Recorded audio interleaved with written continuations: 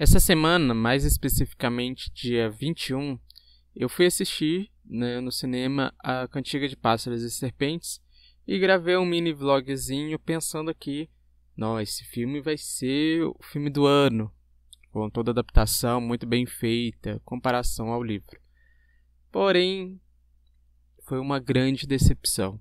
Então, antes de pontuar todas as diferenças gritantes do livro para o filme, eu vou deixar com vocês as gravações desse vlogzinho.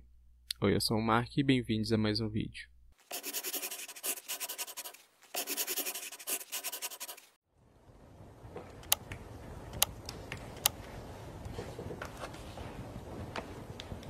Aqui eu tô com falta de ar, mas é porque eu tive que correr para não perder o ônibus, então por isso esse take sem falar nada.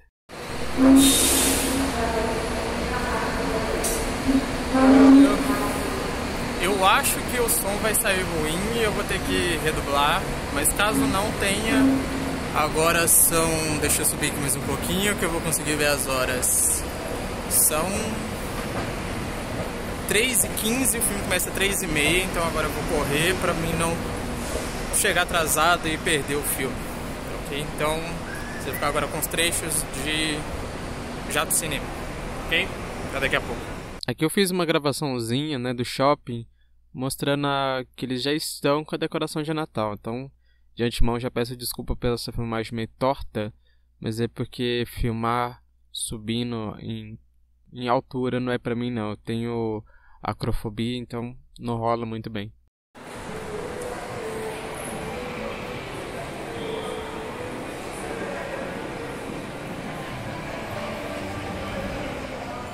Aqui, eu já consigo falar que aqui não tem ninguém perto, eu não tenho vergonha de falar.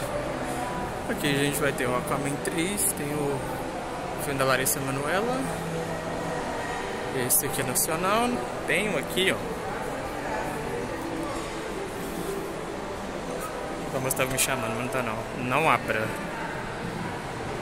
Das minhas produtoras de Corra, parece ser um filme bom. Tem esse outro aqui. Nossa, Poliana, Jesus, toma conta, não. Mais do mesmo. As Marvels eu não vi ainda. Talvez eu assista, não sei. E o famoso Five Nights at Freddy's. Tenho certeza que eu vou ter que redoblar isso tudo, porque tá um puta de um som aqui, né? Mas fica aí. Nessa parte eu já achei que não ia ter quase ninguém no cinema. Só que, claro, a alegria de pobre dura pouco. No filme demorou acho que uns 10 minutinhos pra começar.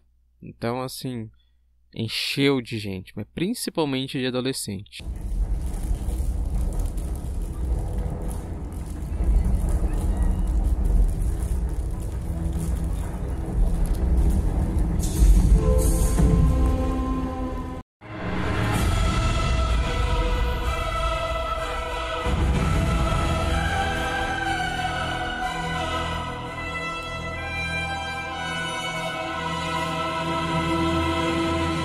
Eu agora já terminei de assistir o filme, já tô na rua de casa, tô descendo, e assim, cheguei em casa agora e escrever todo o roteiro, toda a comparação, Deixa eu dar uma parada aqui, senão eu vou ser atropelado, porque eu vou atravessar a rua, mas tem muitos pontos do filme que tá diferente do livro, muitos pontos importantes que tá diferente, então, se o ônibus não me atrapalhar agora...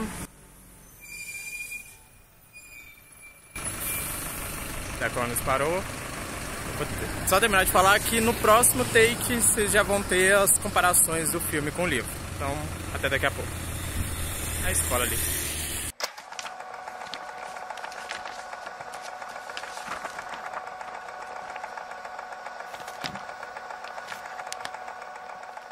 Diferente dos outros vídeos dessa franquia, que eu primeiro assisti o filme, depois eu li o livro, Dessa vez eu fiz o certo. Primeiro eu li o livro, depois assisti o filme. E assim, modéstia à parte, os adolescentes não foram o pior dos problemas.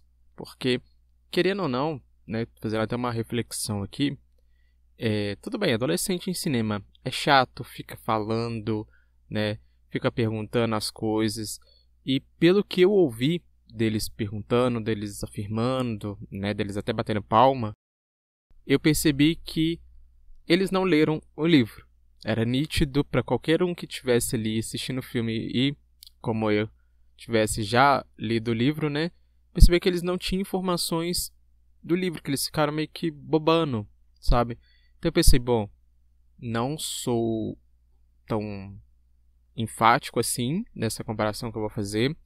E querendo ou não, até agradeço esses adolescentes que estavam lá, porque muitas das coisas que eles colocaram como ai, não tô entendendo, ai, mas por que ele tá fazendo isso, ai, isso e aquilo, aquilo outro, eu percebi que era uma diferença do livro com o filme que eu não tinha me tocado ali na hora, sabe? Então, isso me ajudou um pouco. E para trazer para esse vídeo, para fazer essa comparação, eu vou aproveitar que no filme, já deixo aqui já inclusive essa informação, que no livro, né, vamos pegar primeiro pelo livro, sempre o livro primeiro. No livro é dividido em 3 partes, né? Primeiro, se eu não me engano, o mentor, o segundo, o prêmio e o terceiro, o pacificador. E no filme eles fizeram a mesma coisa, antes das cenas começarem, né, eles colocam assim, parte 1, parte 2 e parte 3. Então, eu vou fazer essas comparações dessas partes, assim como no filme é repartido com o livro, e vocês vão ver que bastante coisa diferente. Bastante. Então, vamos para a primeira parte.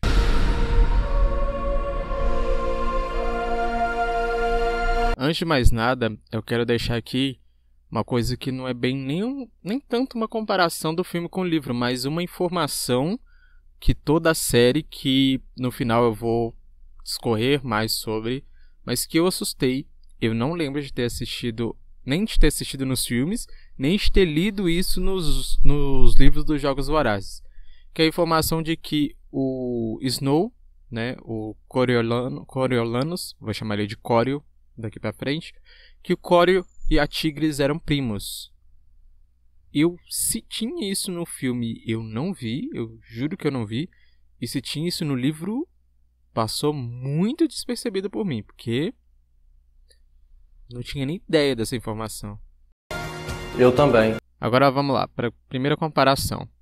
O filme começa mostrando ali a Tigris e o Corio crianças, né, na rua, procurando por alimentos, no meio da rebelião dos distritos com a capital. Tem ali a cena do cara, que até então de um homem, andando com um machadinho, cheio de corpos na rua. Ele vai corta, né, o pedaço de um corpo de uma pessoa que está lá. E pela conversa dos dois dá para se entender que ele está fazendo isso por causa de fome e tudo mais. Até aí, ok, isso tem no livro também, é explicado e tal.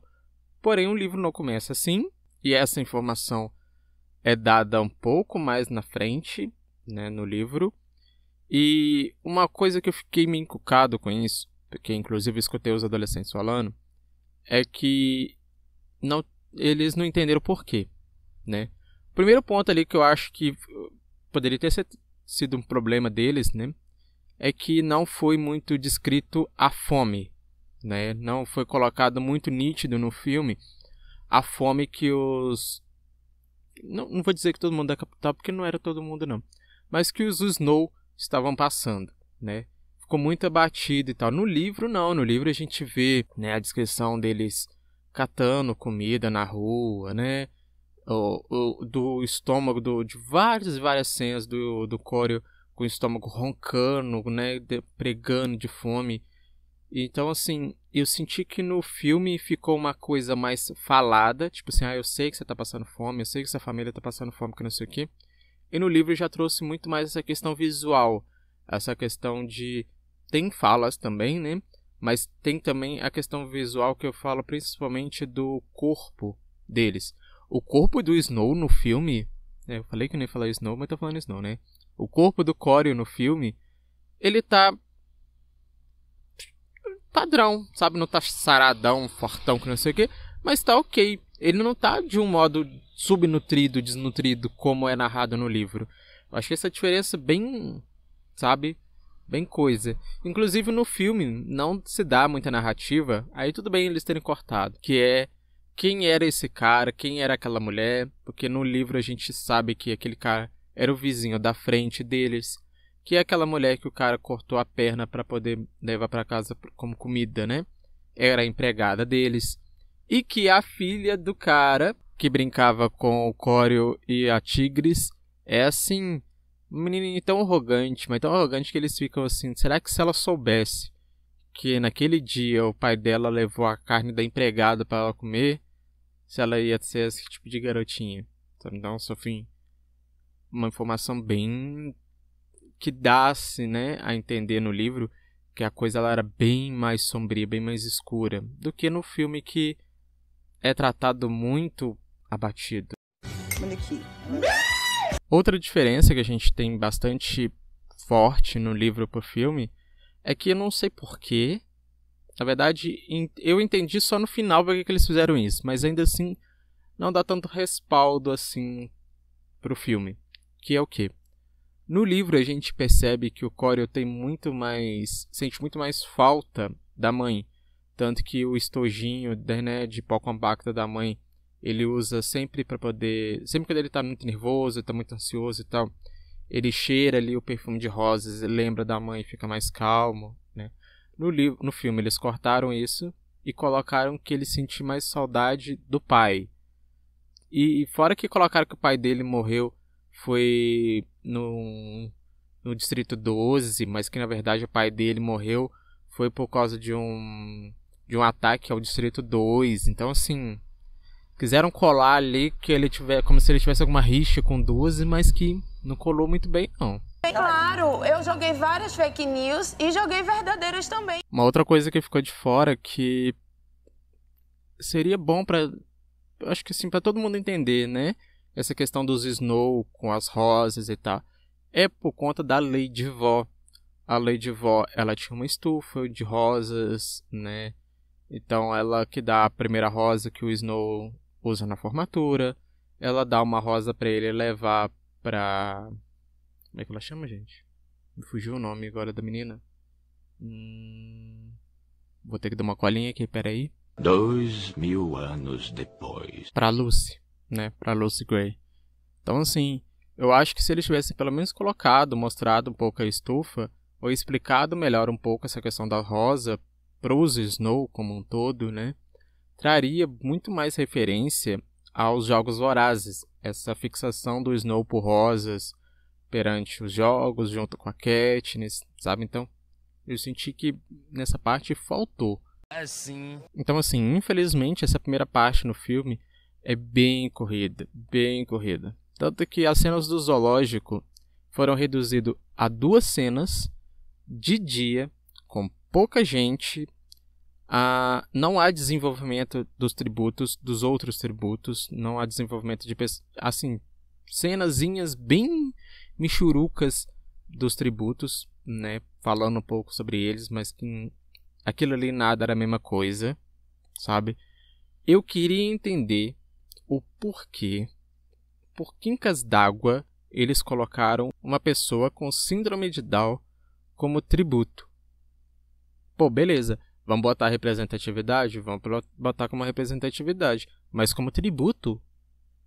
Gente, como... O que? Sacrifício? Sério? Sabe? Só não, sabe? Não. Amiga, não tenho como te defender. Não tenho como ficar do teu lado. Felizmente, essa primeira parte não é de todo ruim. A gente tem as canções da Lucy, né? Que já adianto não foram dubladas, pelo menos no filme que eu assisti. Tá tudo legendado, que achei meio meh, mas tá ok. A gente tem também os Sejanos. Os Sejanos não foi um personagem cortado. Tem outros que foram cortados, eu vou citar mais pra frente. Mas os Sejanos aparecem. Tem ali um pouco da amizade dele com o Córeo, né? Então é um pouco bem explorado. A Tigris e a Lady Vó tem quase que uma participação especial no filme. Porque a cena delas, se tiver ali 10 minutos de cena das duas aparecendo as duas, é muito. O que eu achei meio que complicado, que não há desenvolvimento, e elas são importantes, principalmente a Tigres é importante tanto para a Cantiga quanto para os outros filmes, né? Os outros livros, no caso. Então, achei meio que ok, mas poderia, né, ter um pouco mais de desenvolvimento. E assim, eles mostraram muito bem que na capital você precisa de dinheiro para viver lá e viver de aparência. Então, quanto mais aparência você tiver de que tá tudo bem, ou mais dinheiro você tiver, para eles está ok. Então, desde essa épocazinha ele já mostra a coisa deles com comida, né? É bem explorado isso no filme também. Eu achei ok. Não vou dizer ser de todo ruim, não. Vou dizer que foi ok. Mas, ainda na primeira parte, eu tenho uma menção honrosa, uma menção que eu preciso falar, que é a Viola Davis como a Doutora Gao. Gente, ficou perfeito. Eu amei a interpretação dela como a doutora. Ela trouxe toda a essência da doutora, toda, sabe, aquela questão maligna, mas ao mesmo tempo científica, porque ela não é de todo mal, sabe? Pra mim foi perfeito. Pra mim foi excelente. Então, em resumo, a primeira parte a gente tem pouco desenvolvimento de personagem, pouco desenvolvimento de enredo, o que acabou atrapalhando nas outras partes.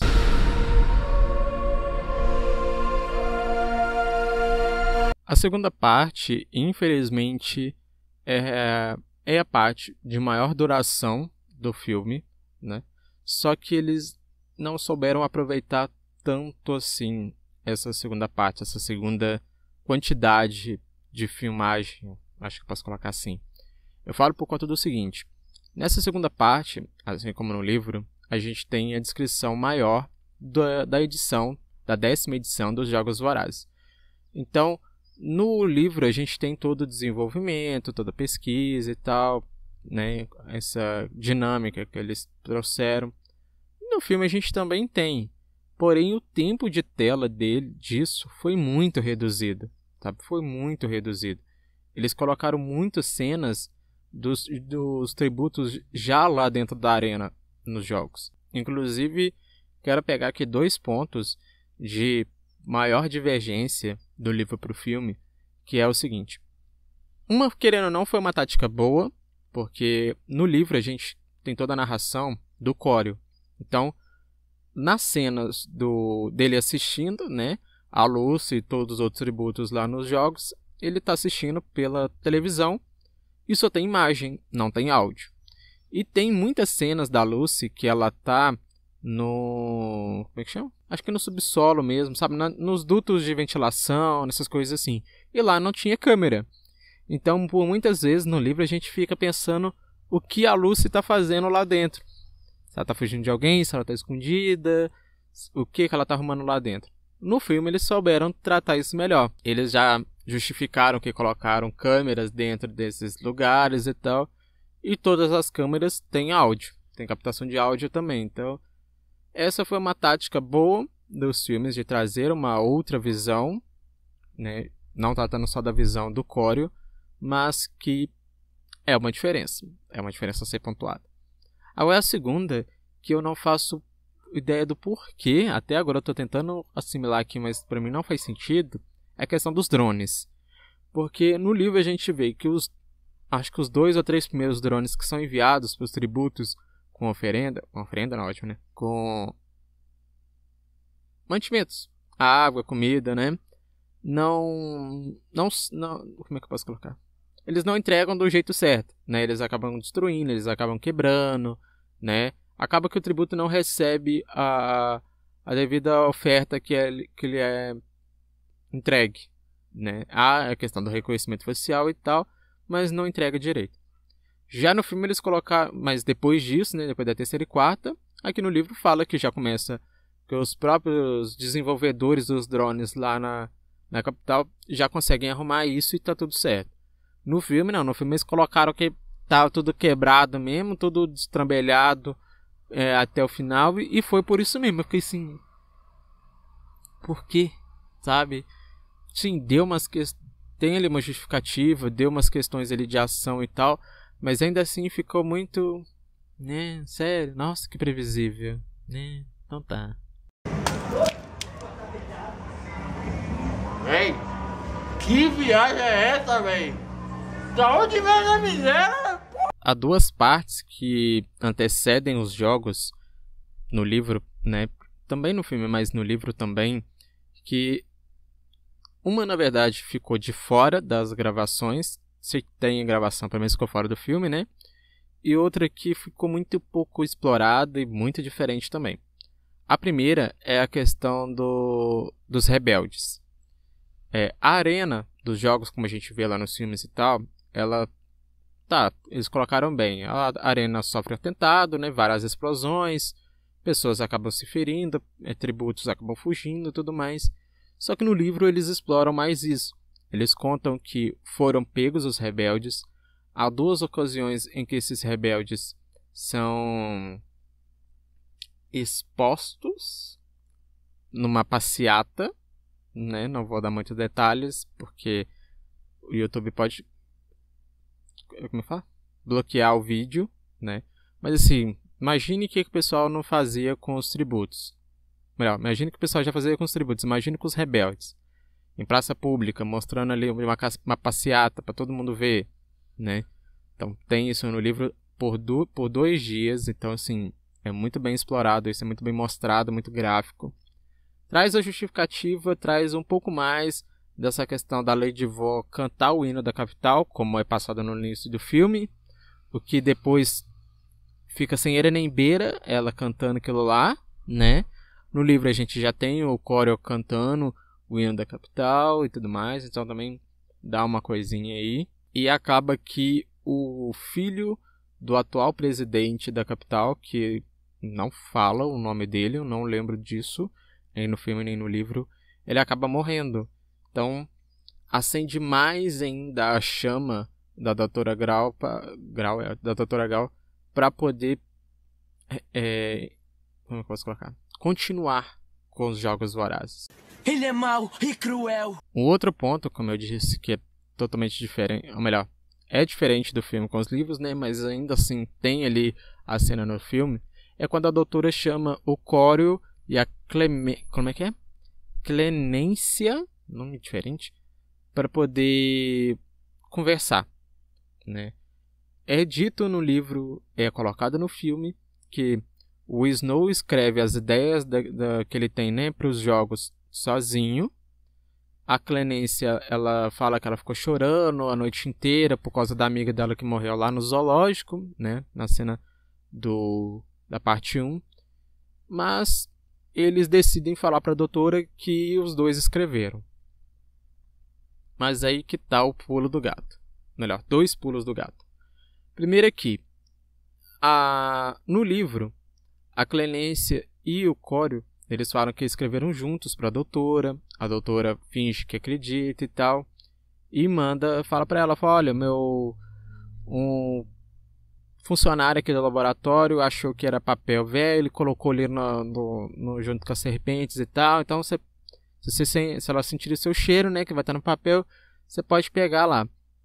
Só que no filme, a Clemência, ela fala que ela teve as ideias sozinha, que ela teve a prontidão de escrever a maioria das ideias, que não sei o que, ela se impõe, né? Ela se coloca sobre o Cório no filme. Então eu fiquei assim, gente, mas que justificativo isso dá? E no final, ela é picada pela cobra do mesmo jeito e tal, só que aí vai o segundo pulo do gato.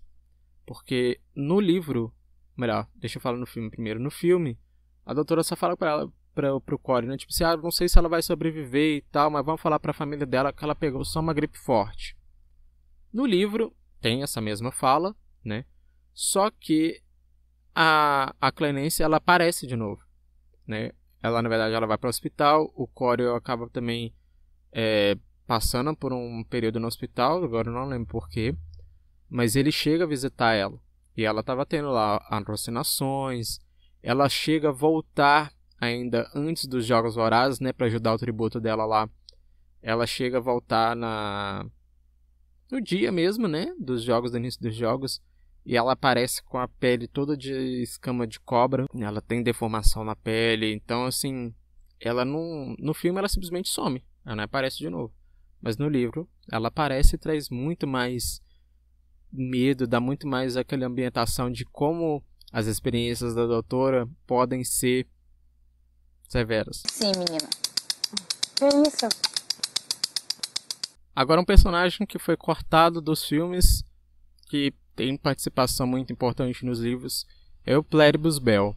O Pléribus era um ex-proprietário, melhor, é um proprietário de um ex-bar, de um local onde funcionava um bar, né, que depois ele começa a trabalhar no mercado negro, né, ele sempre soube da situação da família Snow de passar fome, e nem por causa disso ele ignorava eles, muito pelo contrário, ele ajudou muito a família Snow. Inclusive foi ele que conseguiu o violão para Lucy tocar lá na apresentação dos tributos, sabe? Então assim, é um personagem que tem relevância, mas que cortaram dos filmes, infelizmente. Eu gostaria de não comentar sobre isso.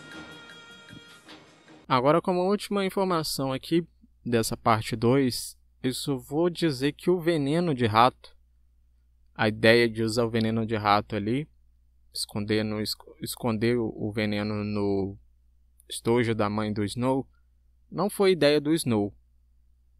Melhor, foi e não foi. Foi uma ideia conjunta com a Lucy, e o veneno não veio da casa do Snow, veio do zoológico. Então, por que da mudança? Não sei por quê.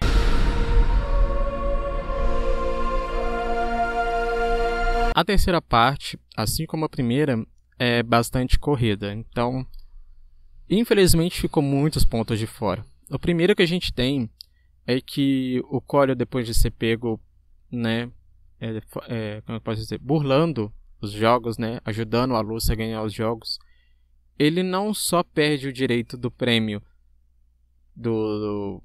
agora eu esqueci o nome do prêmio lá da academia, né? Não, ele também é expulso da academia. Ele recebe a terceira advertência, né, e acaba sendo expulso da academia.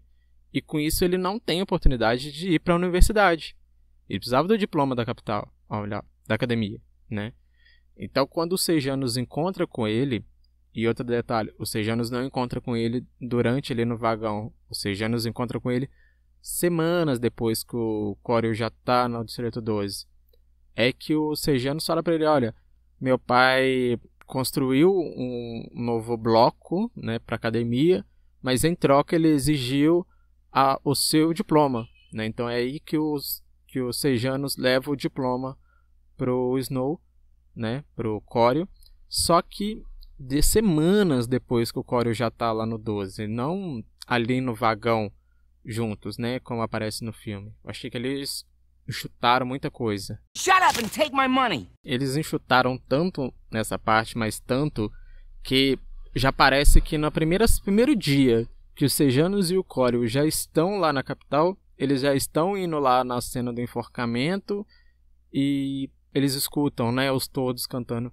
Eu senti que essa parte, além de ficar muito enxugada, não trouxe nem um terço da força, da carga emocional que essa cena tem, principalmente essa cena dos corvos, melhor, dos tordos, né, que traz no livro, dessa importância, dessa carga mesmo, sabe? E eu fiquei assim, o pessoal tá entendendo o quanto essa cena é pesada? Só porque, enforcou, porque ali, quem tá assistindo é pensando, só enforcou mais uma pessoa, que não sei o que. Mas, gente, isso tem uma carga imensa que traz no livro, que eu fiquei assim, que raiva. Desumano, o que tá acontecendo comigo? Aí o Sejanus fala pra ele, olha, a Lucy voltou pra o 12, né, ela tá aqui no 12 e tal. Ele vai, encontra a Lucy, tem as cenas deles românticas e tal, com as outras cenas todas lá, que a gente já sabe, quem lê o livro sabe, tá tudo ok, tá tudo igual. Só que eu não sei de onde que eles acharam de bom tom colocar a gravação que o Snow fez com o tordo, né, do Sejanus falando sobre os rebeldes, do Sejanus estar ligado aos rebeldes, porque tirou toda a carga, toda o peso, né, dos Sejanos ser morto, dele chamando a mãezinha dele e dos todos repetindo essa palavra cortada porque ele foi enforcado bem na hora, sabe? E assim, não fez sentido depois, porque quando o Corey estava fugindo com a Lucy pro norte, ela questiona ele, né? Primeiro que no livro ela não está ali, não é citado que ela está ali na hora do enforcamento dos Sejanos. Se tá, eu perdi essa informação, não me lembro. Mas que ela confronta ele justamente, aí sim essa parte bate com o livro, que é quando ela confere com ele, tipo assim, ele fala que matou 3 pessoas, que ele acabou tendo que matar 3 pessoas. Aí ela questiona, quem que foi a terceira? Porque ela já sentia que os Sejanos tinha sido entregue por um amigo. E ele fala, foi eu do passado, que não sei o que, blá. Né? Então, assim, essa parte, assim, faz sentido. Agora, a outra anterior, eu não vi sentido mais nenhum. E ficou muito confuso. Eu vi o pessoal comentando, os adolescentes atrás de mim, novamente, obrigado adolescentes, que não fez sentido. Eles ficaram, tipo assim, mas ela já não sabia antes, né? Justamente por causa dessa cena que é aparecida antes. Então, eu fiquei assim, realmente eles cagaram nessa informação aí. E aí? Como é que fica? E aí? E aí? Agora, quanto às mudanças, nada a ver da parte 3 do livro pro filme, a primeira que eu quero pontuar aqui é quando o Corey vai conversar com a Tigris. No livro, eles conversam por carta. Totalmente normal, não existe telefone naquela época. Melhor, existe telefone só na capital, né? Mas no filme eles colocaram como se eles tivessem um telefone com imagem, que eu fiquei assim... De onde que tiraram isso, gente? Nunca teve isso em lugar nenhum, de nenhum filme. Eles colocaram isso pra quê? Sabe? Ali eu já comecei a ficar revoltado ali. Com relação ao bando, não há desenvolvimento nenhum do bando, né? Então, novamente, a terceira parte que poderia desenvolver mais ali, mostrar como o Snow, né, como o Corey, teve uma mudança de visão, né? Pelo menos um princípio ali de mudança de visão, de como as pessoas poderiam ser boas e tal, mas que no final ele acaba percebendo outra coisa totalmente diferente, né? Ele não mudou nada, mas teve essa mudança, eles não colocaram o desenvolvimento do pessoal do bando. E uma outra informação que isso eu fiquei meio que assim, né? É que eles colocaram que a Tigris não estava recebendo dinheiro nenhum do Corey lá no 12. Ele fala para ela, inclusive nessa ligação, de que ele só vai começar a receber quando ele for pro 2. Então, assim, ele fica sabendo também só da hipoteca da casa lá quando ele já tá no 12, não antes de ir, sabe? Então, assim, são várias pequenas mudanças que, ok, mas sem sentido. Sabia? Não sabia? Então agora você tá sabendo. Então, assim, agora uma última informação que, como eu falei lá no começo, eu não entendi nos livros, mas que depois no filme eu acho que o diretor do filme teve essa sacada. O diretor ou roteirista, não sei, mas alguém ali na produção do filme teve essa sacada, que é a parte do Corey e a Tigris serem primos. Como eu disse, nos outros filmes dos Jogos Vorazes não é falado, nos outros livros não é falado, e a sacada que eu tive no filme foi de que a Tigris, lá no começo do filme, né, a Tigris fala que ela sempre teve medo do pai do Snow. Melhor, o pai do Snow é o Snow, né? Do pai do Corey, que ele tinha um jeito muito fechado, muito sinistro, muito macabro, né? Ela tinha medo dele. Então, quando na última cena, onde o Corey e a Tigris estão ali e tal, ele tá todo trajado, todo vestidão, bonitão, e ele pergunta pra ela o que ela acha, ou foi a Lady Vaux que perguntou, agora não me lembro. Ela recorda, ela fala, olha, você tá parecendo o seu pai. Então, daí pra frente, né, acredito eu, de que justamente por a Tigris ver o tio, né, ali no primo, bem sisudo, bem tenebroso e tal, é que ela acabou se afastando do Snow. Toda hora eu tô falando do Snow. Ela acabou se afastando do primo, e por isso que chega lá nos últimos livros, ela acaba ajudando a Katniss a se esconder para depois ela matar o Snow. Então, matar o Corey. Ela também é uma Snow. Então, eu acredito que é por causa disso. Não tenho certeza, só especulação minha mesmo.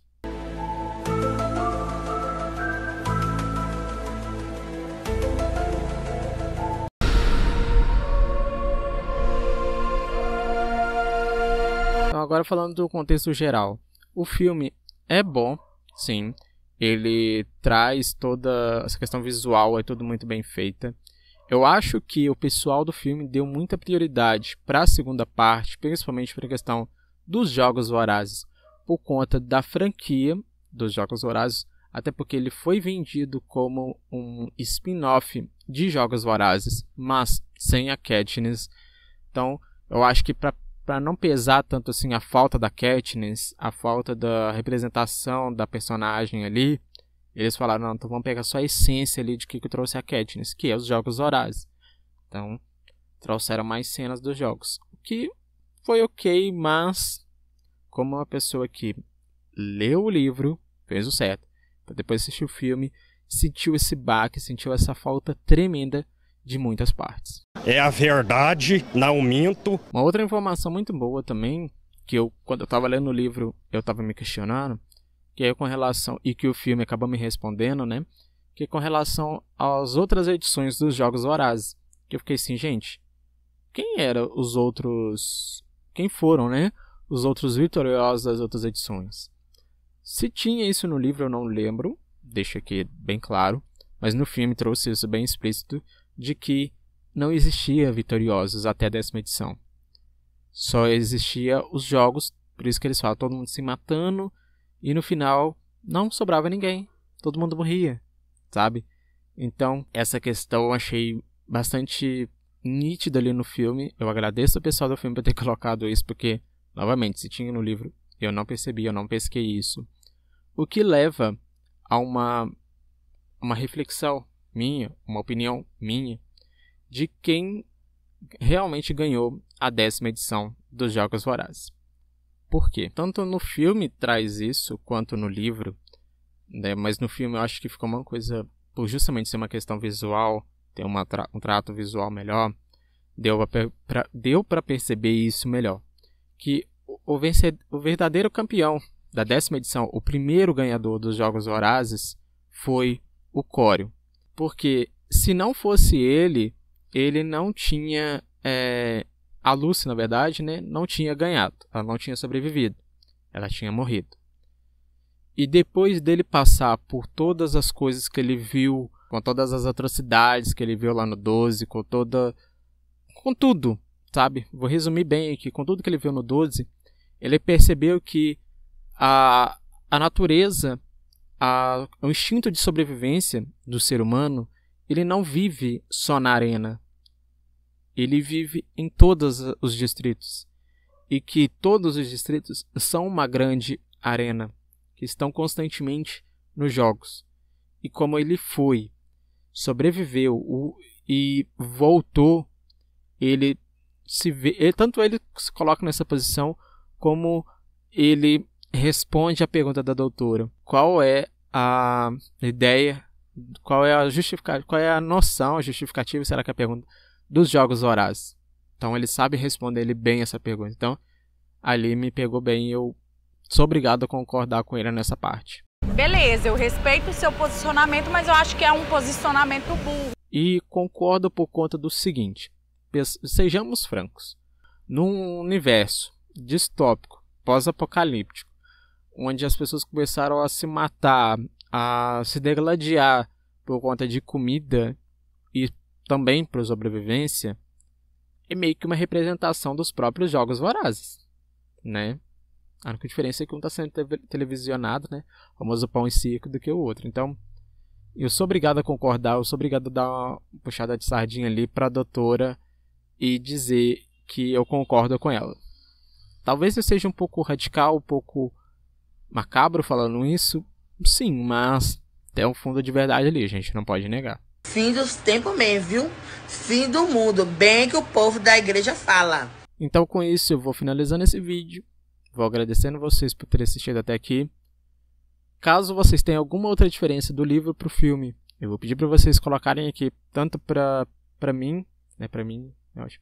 Pra eu ver e outras pessoas também. E volto a dizer, quer ter uma experiência melhor do que o filme? Sem sombra de dúvidas, leia Cantiga de Pássaros e Serpentes, que você vai entender muito mais coisa do que o filme. Você vai ligar muito mais coisa, tá ok? Então, eu vou ficando por aqui e eu vejo vocês na próxima. Tchau, tchau, gente. Então vamos descer abaixo. Desce abaixo, desce abaixo. Oi, desce abaixo, desce abaixo.